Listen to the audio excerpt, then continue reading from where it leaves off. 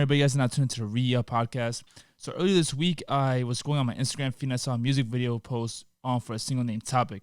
The hip-hop artist that created the song goes by the name of Mike Sean, is live with me on Zoom. Mike, thank you for joining us, man. How's everything? Thank you, bro. Appreciate it, man. Everything's good, man. You know, just got out of work, man. And yeah, bro, just glad to be here. Glad to have this interview with you, man. Man, I definitely appreciate it. So since you're more of like an up-and-coming artist, just introduce yourself to everybody real quick. Where you from? You know, what type of music do you do exactly? Like everything that your basic, up-and-coming fans should just pretty much know about you. Right, for sure. So I go by the name of Mike Sean. I'm from Washington Heights, Manhattan. That's in the Upper West Side of Manhattan.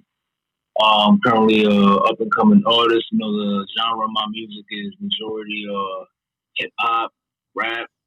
That's the genre that I focus on and that I love. And yeah, man. All right, perfect. What were some of your biggest influences growing up? Man, my biggest influences, are we talking just solely music or outside of it as well? In general, because a lot of music artists that I speak to, it's not just music artists that they look up to that influence them. It might be athletes, billionaires, entrepreneurs, anyone who kind of like pushes them to make that next step. So anyone that's like that implies to you. Right, for sure. So I would have to say off the rip, my first influence was for sure Kobe Bryant. You know, God rest his soul, rest in peace. But yeah, man, I was a huge Kobe fan, and I mainly admired his work ethic, his approach. You know, the whole mama mentality, bro. Like that was something that just resonated with me. You know, having that work ethic, that relentlessness. Yeah. More of that. And in regards to music, definitely J. Cole, 100% like my favorite artist. You know, the Warm Up, Friday Night Lights. Then the list from that can go on forever. Benny the Butcher, Jadakiss. Nah, Benny's a good one. Nah, bro, Benny's actually fire. Yeah. You mess with Benny? Benny go crazy. Yeah, nah, bro. Benny's he's seriously underrated. Like, but unless you're into like the like the bar for bar lyrical type of rap, which I feel like you kind of portray a lot for the most part. So do you kind of feel like it's tough being like a bar for bar rapper nowadays in an age where the lyrical or mumble rap, even in New York, seems to kind of get the upper edge sometimes by the mainstream media? You know, bro, it's funny you say that. And that's a great question. Honestly, if you were asking me this question 2 or 3 years ago, I would tell you, yeah, it's 100% harder. But I can only speak for myself and my outlook on the climate of music right now. I'm noticing that lyrics are coming back to life. You know, people want to hear things more, and I'm seeing rappers and artists such as Benny the Butcher, the Ifs, Conway, Westside Gun. They're finding their own lane. They're keeping their own little way. You know what I mean? And these dudes, they don't really throw in a lot of hooks. Mainly just like bars or maybe a sample, hook. So to be honest, bro, I feel like the lyrics and like the essence of like hip hop is like kind of slowly coming back, or there's a bigger space for it now than there was about like 2 years ago. That's dope. So do you feel like it's kind of like the right timing for you, for your type of flow and for your type of sound to kind of like reimburse back within this hip hop scene?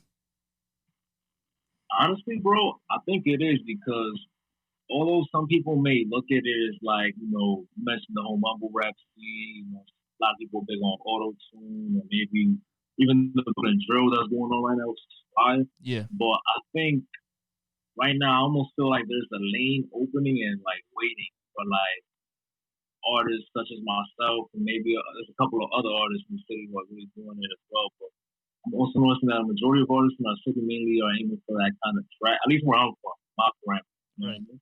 Yeah, of course. Are aiming for like that trap sound or maybe that other sound, and I think that and it's fire and all of that, but I think it leaves a lane open for like lyrical dudes such as myself and other artists coming up in the city who are focusing on like that consciousness. I don't feel like a lot of people are focusing. So I think so, bro, to be honest. That's what's up. Were you a big like battle rapper, like kind of like in high school or middle school? Like at lunch table, people spit like go for bar for everybody else. Is that kind of how you like started rap for the most part? Because you give me that type of feel, like oh, this kid probably was like at one point roasting everybody like in the lunch table and stuff like that. Nah, I mean, honestly, in high school I was roasting people, but it wasn't with no bars.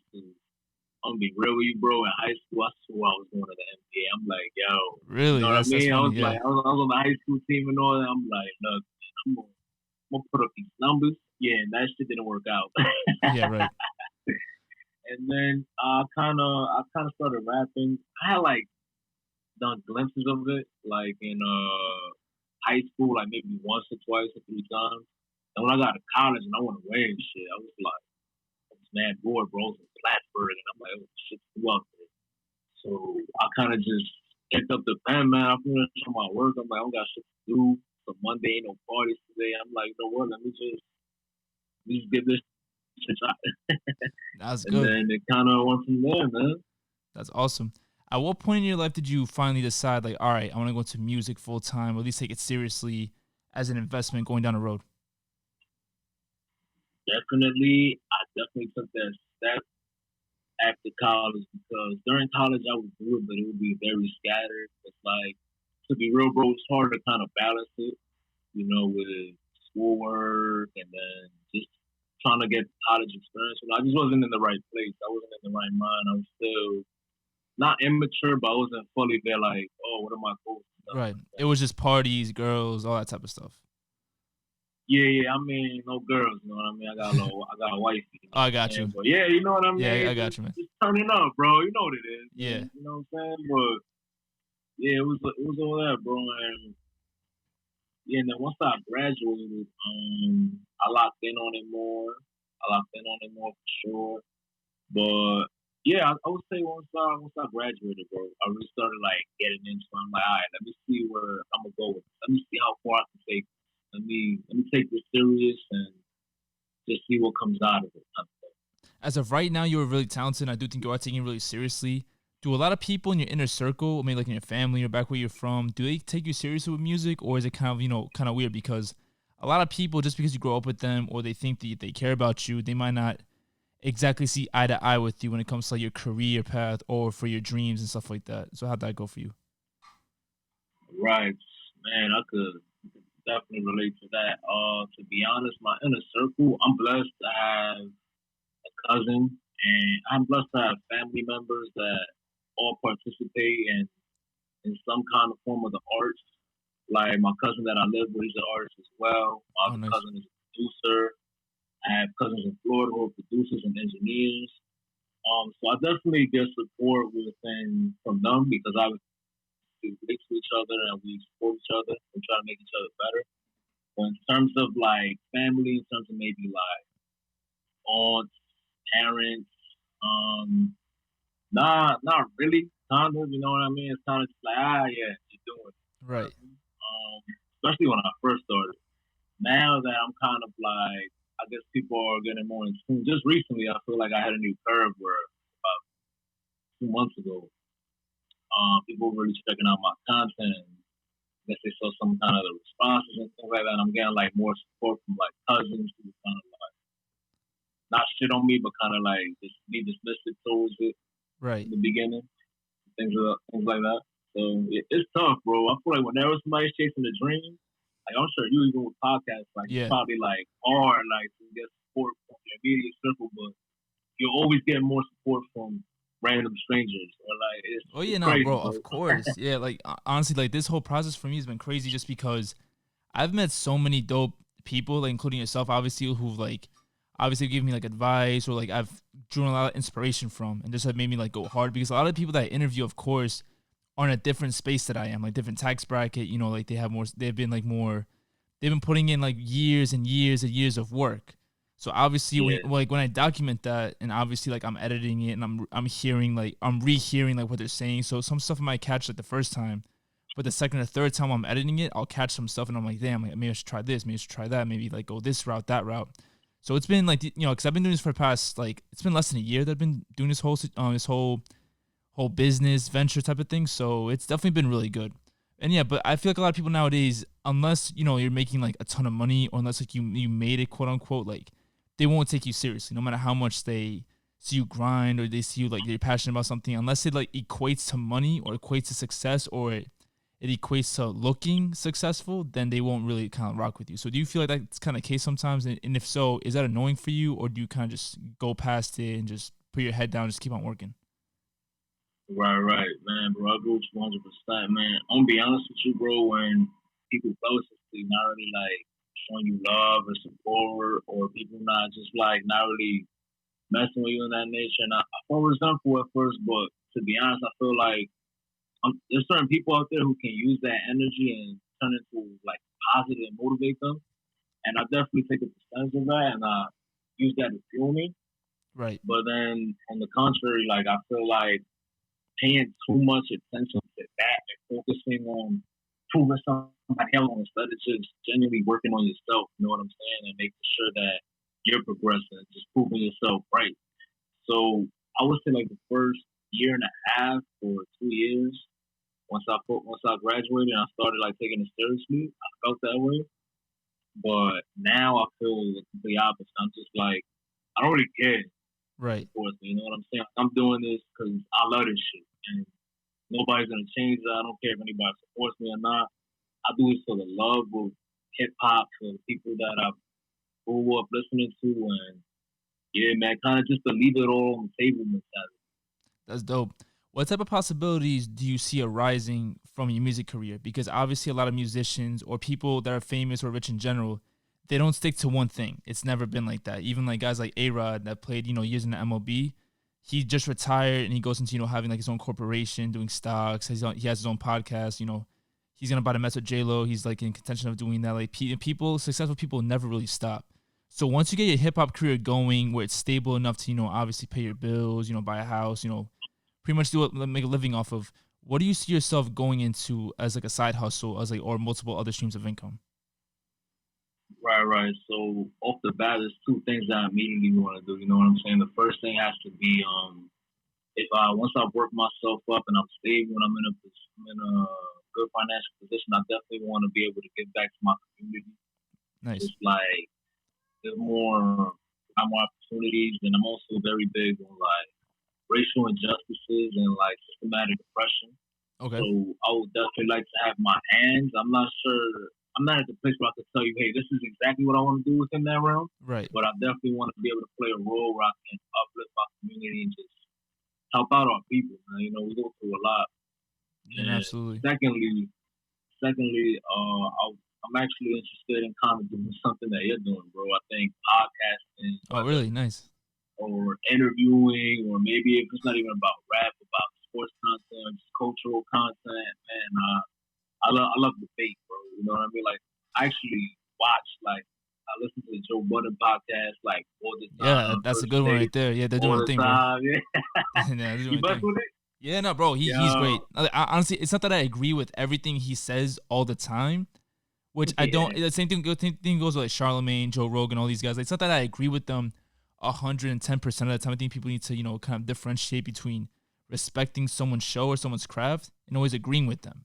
Because that's not the case. Like, I don't always agree with these guys. Because, like, for example, like when Joe said that Logic was the worst rapper to ever hold a microphone, I was like, you're crazy. But I still respect the grind. I respect the production. I respect, like, it's more than just what he says. It's more of like the camera angles they use and like the equipment they use and the fact that like the editor's dope. Oh, yeah. The fact that, he pays for the editor and for a video guy, and that everything always sounds amazing. The sound always sounds like great. Same thing goes with Joe Rogan, Charlemagne, all these guys. Like, they obviously invest their money into producers, into studios, into all of that.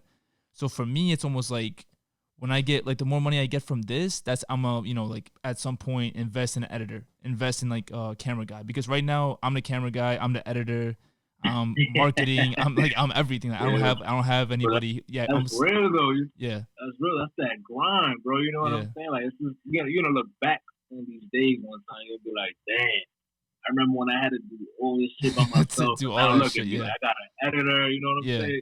So there's a beauty in that, bro. Nah, man, no, absolutely. I love doing it. Of course, it's tiring when you have to do an interview right now, end it, and that's not it. You got to download everything to your computer, open up Final Cut, check the audio and everything, do everything. Of course, I love it, and it's a great thing to do. But like, it's it's a grind. Like, like ask Steve, for example, how it is editing. I think like editing for me and for him are two completely separate things. Because mine are just like one straight little thing. I add little bits and pieces here and there. Him, it's like editing, top of editing. Like, you just see like all that type of stuff. which is bro, nuts. I can only imagine, bro. Yeah, so those tuning in that don't know who we're talking about, we're talking Kind of about crazy. yeah. So those who don't know who we're talking about, we're talking about Steve Muelz. He's a cinematographer and director, and he was actually one of my first guests on the podcast. I'm pretty sure it was like episode 3 or something like that. Like before I even started putting stuff on YouTube and stuff like that. Super great guy, and he also directed one of your music videos. That I think is one of your best songs. It goes by the name of Familiar. Familiar, Hell one of your yeah. best songs. Yeah. Yeah, Yeah, so man. tell me Hell about yeah. like the relationship that you and Steve have. How'd you guys link up, and like just talk about the whole process that has to go with the video, because the video, there's a lot going on in there. Yeah, yeah. Oh man, that's a good one. That's a good one. So me and Steve, we were in high school together, Oh, and we nice. were on the yeah. I remember when we had we first met in high school freshman year, and it's crazy. At first, I'm looking at this dude, I'm like, yo, who is this copy dude? Man, like, what is this guy? You know what I'm saying? You know, so he's always had like that big like that persona, big smile, big personality. That was always him. Oh, always. There's no taking a smile off Steven's face, man. Yeah, nah, that's dope We've though. been I through like some it. hard, yeah, we've been through like some hard situations. This dude always find the positive and smile. I'm like, yeah, I'm more of like a straight up dude. I'm like, yo, we fuck. You know what I'm saying? Yeah, he'll be like, "It's But lit." yeah, we met in high school, and then freshman year we wasn't really like, I want to say we weren't cool. We just didn't really hang out with each other. And then he made the team, I did it. Sophomore year, I made the team, and then from there we just became like brothers. We started something called Wella. So I call himself Steve Muelz. Yeah, And yeah, man. And then pretty much from now, we just always been cool. And then he picked up the video thing. I picked up. I'm blessed that I have one of my best friends who does videos. You know what I'm saying? yeah, man, that And helps a yeah, lot. bro, Yeah, I that shit thought helps. that. Yeah. I'm like, bro, if I did not have you, I don't know what I'd be doing. Yeah, no, it's tough I because probably like you obviously like your bars are there, sound is great, producers, of course, like you've gotten into close with like, a lot of producers, but for artists, if they don't have good visuals or if their social media isn't on point, no one's gonna reach out, no labels, no bro. partnerships, nobody, and which it sucks, of course, because you could be absolutely garbage, but have a good social media and great videos, and you'll get picked up. So like, Yeah, have you for kind of real. is that kind of like a culture shock type of thing, or is that kind of something that you had to learn little by little? Like, damn, like I'm actually I have a lot of potential, but I'm not gonna go anywhere unless I have these accolades or if I get my ducks in a row, marketing wise, in that sense. Right, right. Honestly, it was something that I was kind of hit to because me and my friends and me and Steve, we kind of just always keep up with stuff like that. We're like, yo, what works, what doesn't work. You know what I mean? And then as social media started taking on, what we noticed the consumer behavior was it's like, all right, people have a short attention span, bro. Yep, Like exactly. that putting up a video and you just got like the cover art in the background playing, like, bro, that's that. Yeah, I don't care how fire the track is, I'll probably still get love. But the amount of love that it will get in comparison with if you have a video, it's edited and it just looks professional yeah, and it's appealing to the eye, it of makes course. it's like one world and the other. Like it's two completely different worlds. So we noticed that for sure. And then I noticed that whenever I shot with Steve on my page, like those were like my best responses. So it was like I'll provide like my lyricism and my talent, and then he'll just take it like here. You Yeah, know what I mean? And exactly. Yeah. he's done that like countlessly with like numerous artists. You know what I'm saying? So yeah, bro, videos are huge. Nah, most definitely, bro. When did you, like what has he always been like that artistic? Because when I did an interview with him, he told me that he went to school for finance because a lot of his family members were within like that finance type of world. But then he left and kind of like skipped finance and went right into videos. So, but did you always kind of see like that artistic side in him even before the music? I mean, the videos, the videography started popping up, or was that kind of like a out of nowhere? Oh shit! Like you can do videos now. That's dope type of thing. Mm, one thing about Steven, the artistic side, if I always saw that in him, no. Right. But he always was creative Okay. whenever he was doing business, right? We back down in high school, we used to do this thing called Well Party. one of them got shut down, and then we never did it again. But like he was very like hands on with the marketing. And you see how he's doing it now with the shirts. Like the Oh no, dude of just course, knows yeah. how to market stuff. You know what I'm saying? And boy, in terms of creating, nah, I remember he like went through his phase or whatever. When after he graduated, he just like he didn't know how to express himself. So he started painting. Then painting, bro, went to like videos, and then started vlogging, and then editing, and then it just took off from there. Nah, man, that's amazing. So when it came to the familiar music video, how did you guys go about like creating that? Like, did you have ideas going in, or did you kind of tell them like, "Hey, listen, this is the song. What do you think? What should we do?" Was it more of like one sided type of thing? How did that really go? Word. So like, a lot of the times that we had shot in the past, I would come in with this like preconceived idea that I have for like the video and stuff like that. And then like we would shoot it. I noticed it with one. I'm like we shot and I noticed I'm like, dang, by me doing this, I feel like I'm limiting bro's creativity. Hmm. And that's huge and no matter like what industry of artistry you are in, you know what I'm saying? Like for example, if I'm doing a verse, somebody tells me, "Yo, I want you to spit it like this." Like, damn, bro, you're limiting me to like one lane. Like, we're going to this one. Right. So, no, yeah, I'm just like, yo, bro, track. He heard it. He went crazy, wilding on this one.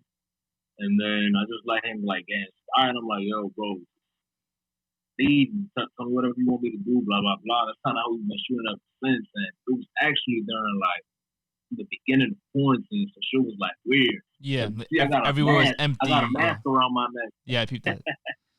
I got a mask around my neck, and then we just we just went to 145th. We started shooting, and the standout portion of it for me was when he told me like, "Yo, I've always wanted to do this in the field." So he had me like put my phone like right here in front of my mouth, and then it like showed me like rapping and creating like extremely like abstract effect, and it was crazy, bro. I'm like, yeah, when he showed me that, I remember you sent me that video at like 7 a.m., bro. I woke up, I was losing my mind, bro. I'm like, yeah, bro, went Nah, I crazy. can imagine. That must be the best thing to wake up to, like especially when you're like wondering how the video's gonna turn up. You just wake up one day and it's like a Steve Muelz video like that, like which is like Yeah, his videos are always like they're all like moving parts, like with the phone stuff, and the phone turns into another transition, then like yeah, yeah, bro, stuff spinning go around crazy. and stuff. Like you feel like you're off like psychedelics or something after like you're done with the seeing a video, man. It's crazy. Dog, I called him right after. I'm like, I ain't even brush my teeth. I'm like, dog, you can't be sending me this much heat this Yeah, early in the morning, dog. I'm gonna catch a stroke. You know what I'm yeah, saying? that is.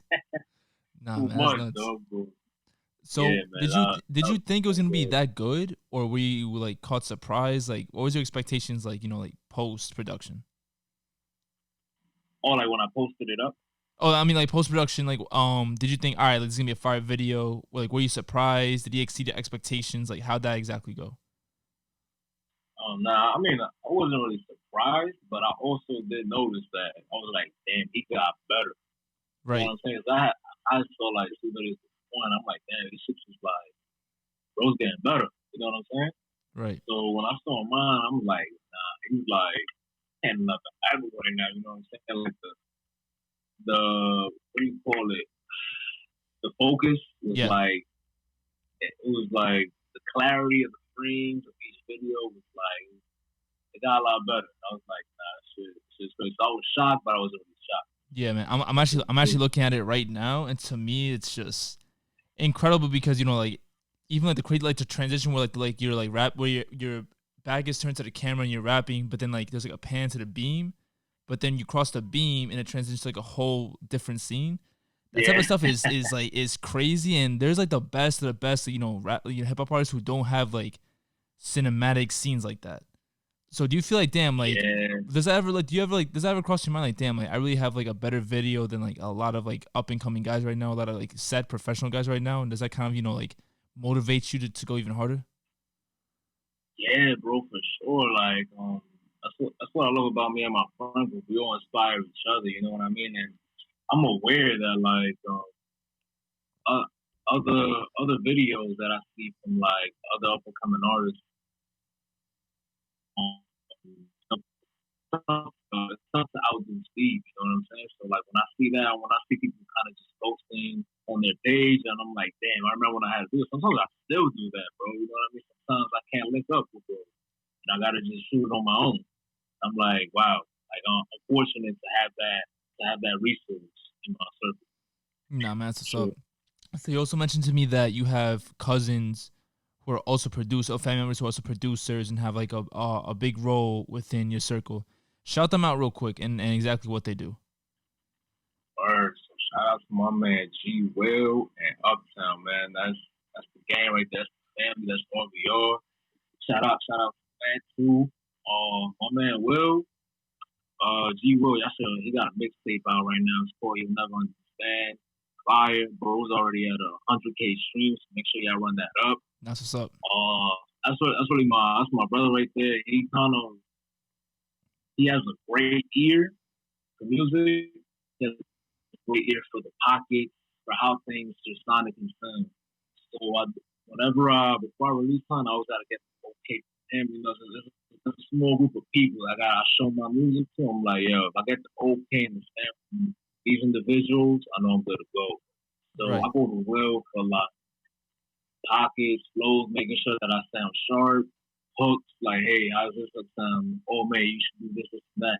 You know what I'm Right. saying? So we kind of just help each other in that. And that's, so, Right. man, Uptown is a producer. He also mixes. You know, he blessed me with beats and kind of the same, just assisting me with that direction in terms of how things should sound, or maybe I ain't come hard enough. You know what I mean? Right. So that's kind of what I rely on, and just inspiration as well. That's dope. So it sounds to me like no one in your inner circle is shy about about expressing to you exactly how they feel about certain situations. Like no one's ever gonna bullshit you or try to like not hurt your feelings when it comes to songs, production, stuff like that. Because that's actually the worst thing you can do for not even just music, but for anybody. Like, if you really care about somebody, you should be as brutally honest with them as possible, because it's either you're honest with them or the public, investors, or people who actually are going to consume the product or the art are going to be harsh Right. and all that. So is that kind of Right. like that situation? Yeah, man. Yeah, you know, that's how we are, man. I'm not gonna say that we're cutthroat, but we're just straight up with each other. Like, Right. shit is black, and we're just gonna tell each other, like, yo, bro, that's not it. You know what I'm saying? Like, I know what you're capable of. It could come harder. Like, we don't have. There's no yes man.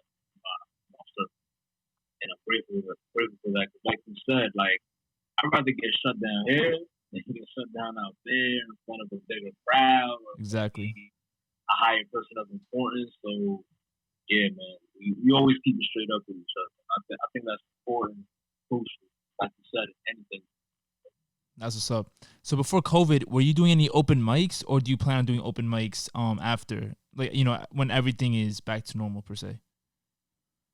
Right, right. So before COVID, I was actually just super locked in on kind of like writing. Okay. I was really like super. That's when I knocked down.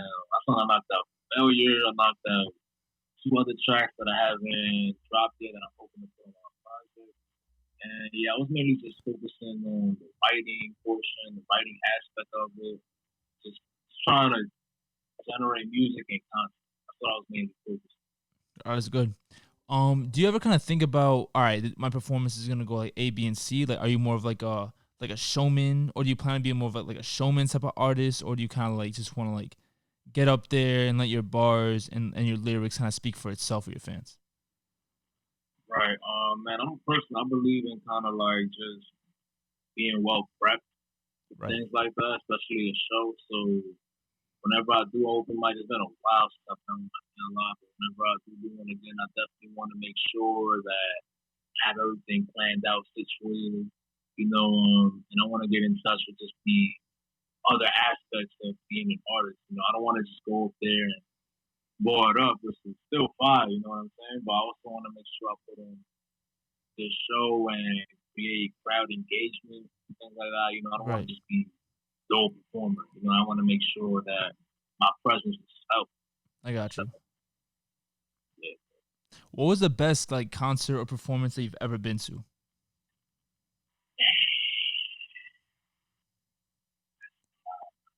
Yeah, I know it's a tough one.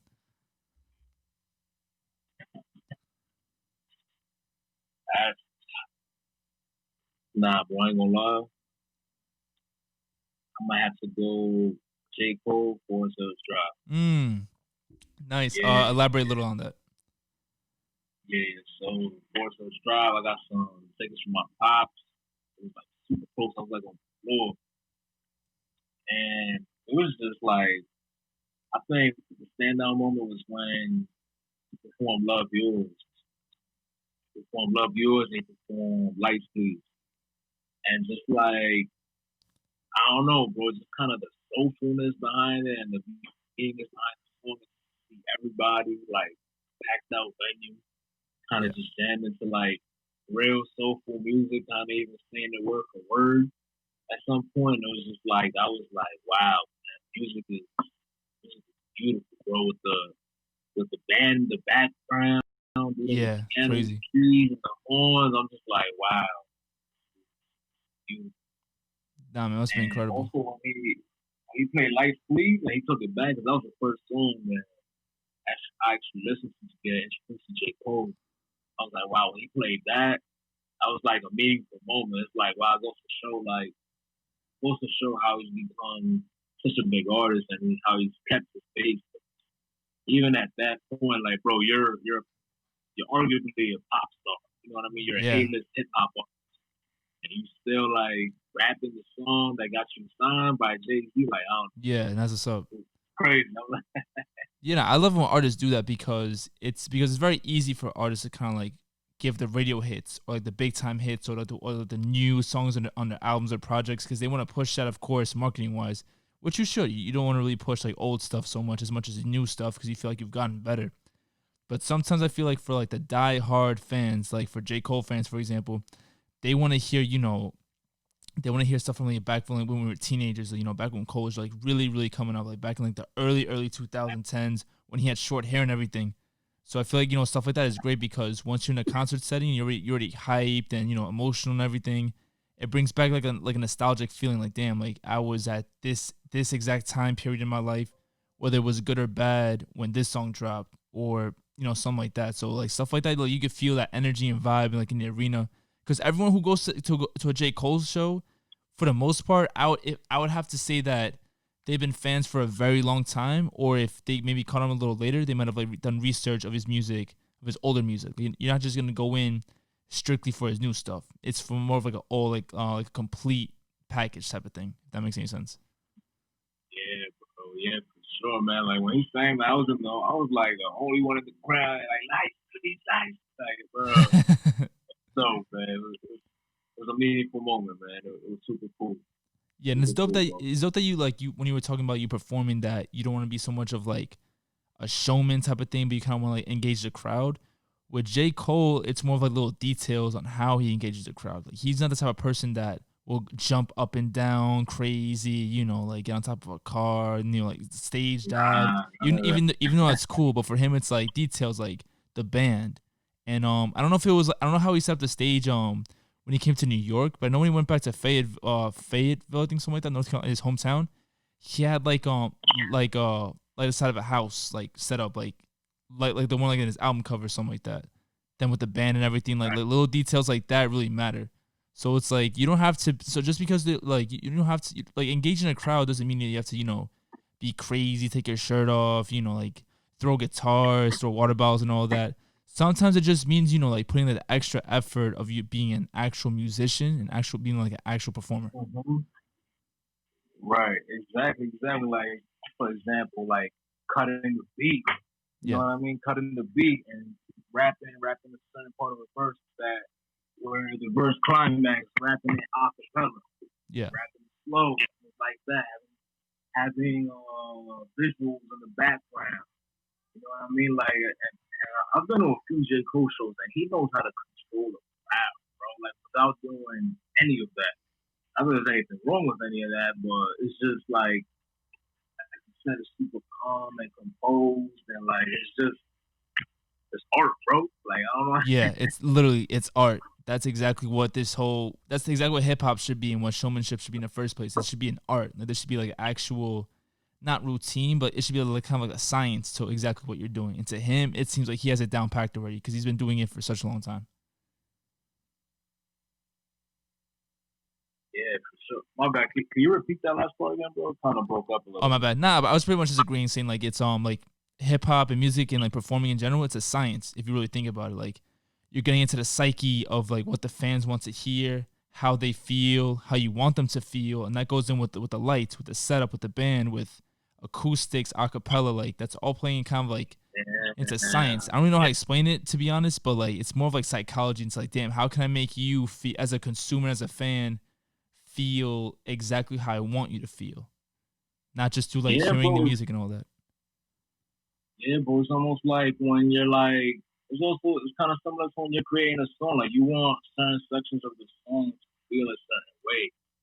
That's why one thing that I haven't gotten into yet was instrumentation, like adding a saxophone or adding Mm-hmm. a violin or just piano, just letting that rock in certain sections of the song where artists aren't even saying anything but like feel it. Yeah. They're vibing, you know what I mean? So yeah, bro, all of that is important, man. And it just goes to show when you're like he's at, he's at that point where it's just a master of his craft.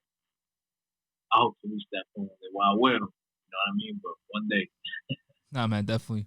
So now that you're a full on artist and that you're really trying to do this more of a full time type of thing, do you reminisce back on those J. Cole concerts and you're like, damn, all right, like now I want to do the band. I want to do like the setup. I want to kind of like not be exactly like J. Cole, just like the way I don't want to be just like Joe Rogan or Charlamagne and stuff like that, but I kind of want to have like that same type of setup and that same type of professionalism. Do you kind of like take notes from that a little bit? Yeah, bro. Honestly, man, I'm always kind of like studying those who came before us. I'm always studying J. Cole, study a lot of rappers from the 90s, DMX, Nas, O, Jadakiss, Styles P, Yeah.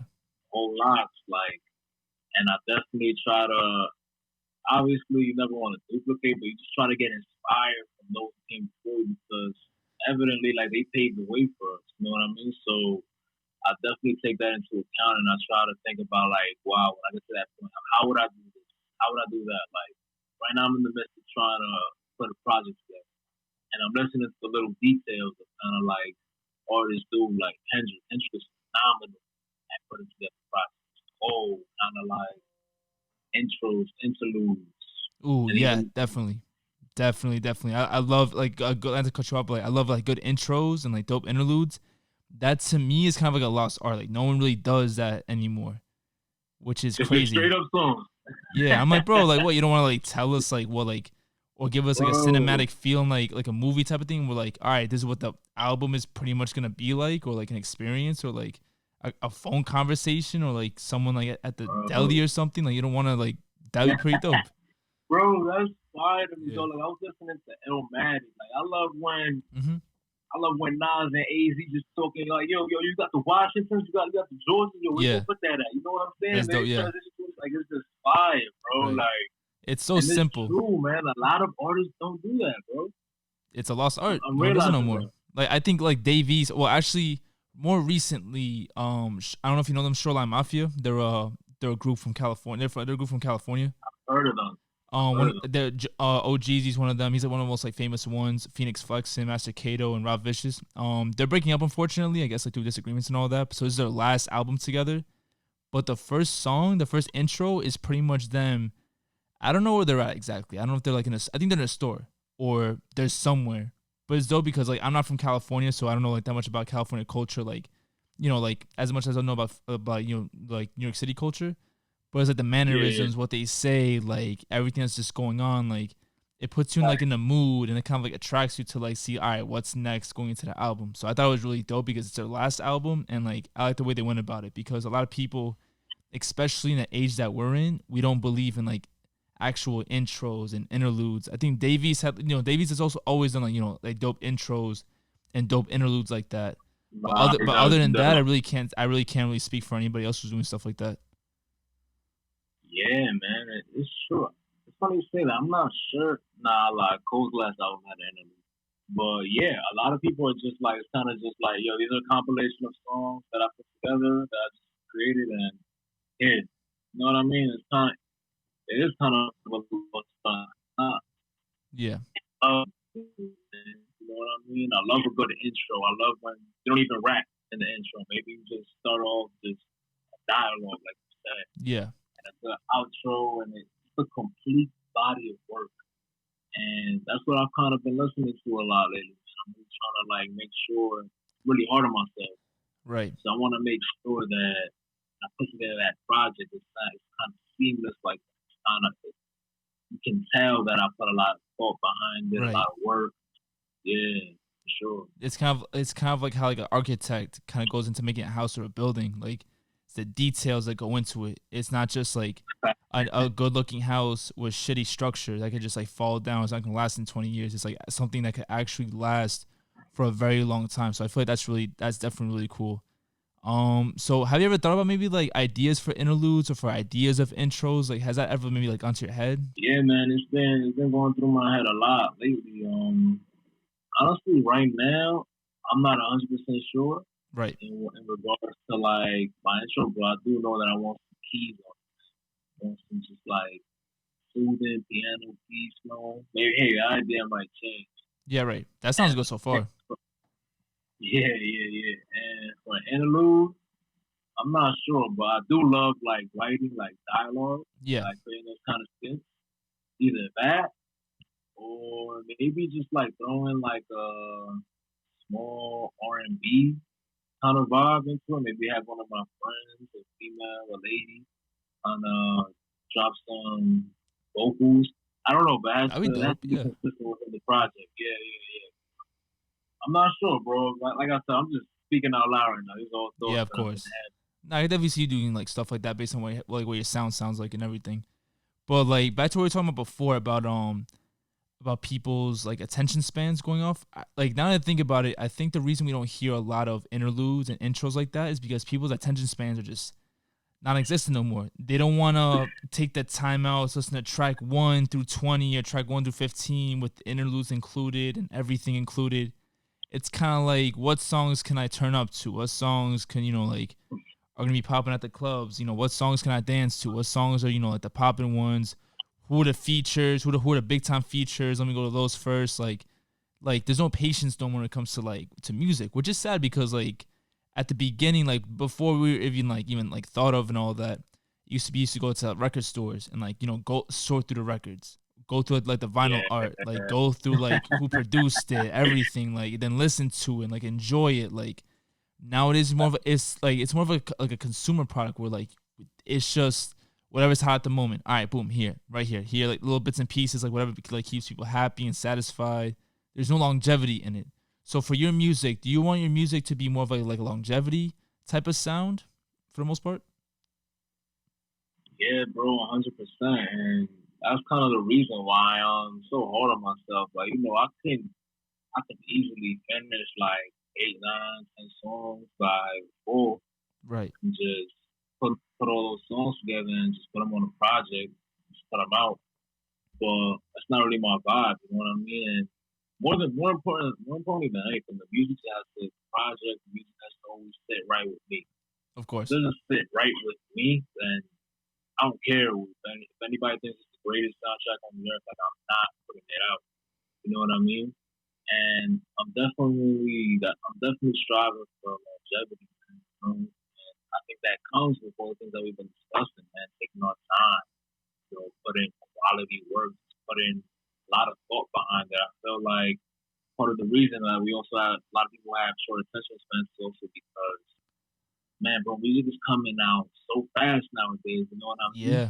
Exactly. Coming out, it's coming at a fast pace. One album drops today. Before people would drop an album and it will live. You know what I mean? Yeah. People like stay on that album for like A maybe a good month or month, yeah, a good month, 2 months yeah. maybe, yeah. Now, bro, it's like It'll be this four dude put out an projects. album. It'll be All like right, four projects to next drop in one week, Friday, and you gotta decide which one you like more, which one you want to devote your time to listening to. Because you've listened to all of them, that's like 3 hours of just listening to like 20 song projects. Because everyone nowadays came back to dropping 15, 20 song projects for some reason.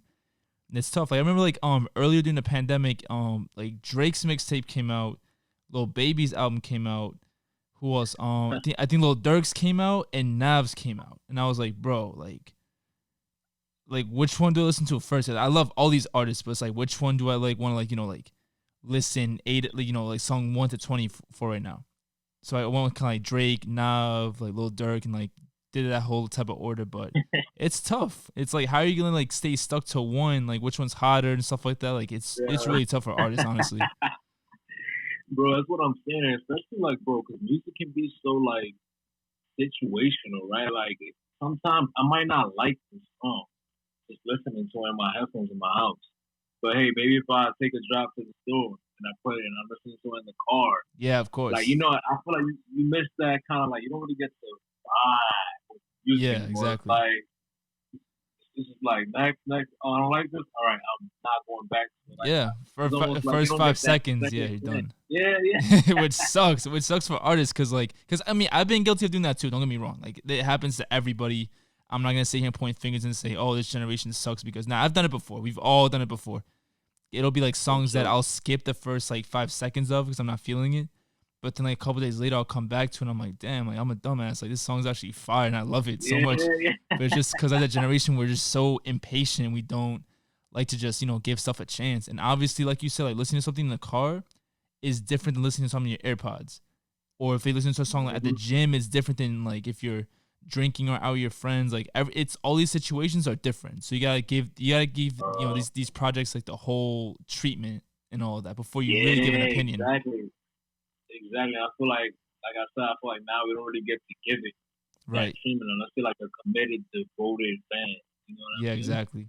Like, it's a tough climate, bro. I can't lie. It's a tough climate. Yeah. Nah, it's a challenge, bro, but I feel like if you're really about it, then it could really work out for you a lot, which is good. Yeah, bro, for sure. With persistence and just having the right intentions behind the art and delivering on those intentions, yeah, it's definitely possible. And I feel like people are always looking for new artists, low key. Oh wait, no, So, always. We're always looking for like what's next, like who's better, like because everyone like one of the biggest flexes for everyone is like, oh, I put you onto this guy before he was yeah, doing yeah. this, blah blah. Like, like that's always like Like, yo, I put you that's on to it. Now you a fan, right? Now yeah, you a fan. yo, everybody. I don't know why it's such a big flex, but even for me, I'm not gonna lie to you, but yeah, Yo, so it'll bro, be like what? I that. be flexing. I'm like, yo, you ain't here to warm up, bro. You don't know nothing about the sport. Like, you know what I'm saying? Like, What you know it's about like a this? pride thing, bro. Oh no, it is. It's hilarious. Yeah, no, it's fun though. Yeah, but everyone's always looking for like the new thing, like who's like coming up with who, like who's the 42 Doug to Lil Baby. That's the same thing as like Moneybag Yo to Yo Gotti, or I don't know, like Mhm. Nas to Davies. Like who's like upcoming next that these people these artists and professionals are, like kind of like investing in and everything. That's always like a really interesting conversation. Yeah, bro, for sure, for sure. It always is, man. Nah, man, absolutely. So before I let you go, what do you have planned? What do you and your team have planned for 2021? Because 2020 has been very shaky. I don't even know what's gonna happen tomorrow. So looking towards the future, COVID free and everything, where you guys can kind of like really take the next step, fully 110%. What do you guys have planned next? Man, so for 2021, I hope to be dropping my second project. You know what Nice, I mean? In June, I really want to start working, knocking out this project. So hopefully have a project done by the fall. And then 2021, just have another project out, continue strengthening and working on my craft and right? continue to reach. So hopefully by this point next year, I'm just going to complete another level. You know what I mean? I feel like I've already gotten better from when I first started Of course. and when the year first started. So I just want to keep on trending in that trajectory. And yeah, man, hopefully continue building my supporters, continue having more people show love, and just evolving as an artist, man. Nah, man, that's what's You know what up. I mean? Nah, you're definitely on the right track, and we definitely need more Steve Muelz projects and everything, like with all the videos and all that. We definitely need more of those. Facts, facts. Nah, that's the. Hey, I'm about to shoot a Steve tomorrow, man. So you Oh already yeah, know that's that's what's coming. up. Yeah, yeah, it's coming like next week, something like that. Whenever he edits it. Yeah, Do you want to tell me coming what? Do soon. you want to tell me what song you guys are doing it for? Or do you guys want to keep it secret until it actually comes out? Nah, nah, nah. It's a song called For a Reason, and I'm just gonna be person. I got this thing now with my following. I'm kind of trying to continue putting out minute verses and content because I feel like a lot of people are gravitating towards it, and I'm getting a lot of orders from it. That's good. So that's kind of I want to keep on doing that for a few more months, and then by the time hopefully I drop the project out, a good amount of people who are down to listen and support. All right, man. Awesome. Sounds good, man. Honestly, you're definitely like I'm looking out for you right now. Like everything sounds good. Everything sounds great. Music sounds great. Honestly, I see like a bright future ahead of you, and I appreciate you coming on a podcast and definitely introducing yourself to the world and everything, man. I appreciate it. Nah, for sure, man. So you already know, man. I appreciate you having me, dog. And yo, it's I see you working, man. You know what I'm saying? Like I be seeing like 3-4 videos you upload in a week. Yeah, nah, bro. I try to at least do it like every single day. It doesn't really work out like that, but we working out here, man. Nah, yeah, I be saying, I'm like, yo, this dude don't stop working, man. You know what I'm saying? I'm like, that's the kind of energy I need on my feed, like work. People working hard, you know what I'm saying? Motivates me. So shout out to you, bro. You know it's funny, like I always see like it's good, man. I always see like Steve's like the videos where he wakes up and he's like with the videos where he's waking up and he's like, what does he say? He said, get your ass up, like get your bacon, egg, and cheese. Wake up and smell the coffee, get your bacon, egg, and cheese, get your thing, get your whatever, and let's get it popped. Let's get to work. My son be wild. Yo, no, bro, those are the best videos. But yeah, every time I see that, I'm like, all right, Steve, I heard you. I got you. Let's go. Like, yo, word. It's time to get to work. Say less. All right, absolutely. All right, Mike, Sean, thank you so much. Definitely appreciate you. We'll look forward for you in the future. This is a Rehab Podcast. We'll catch you guys next time.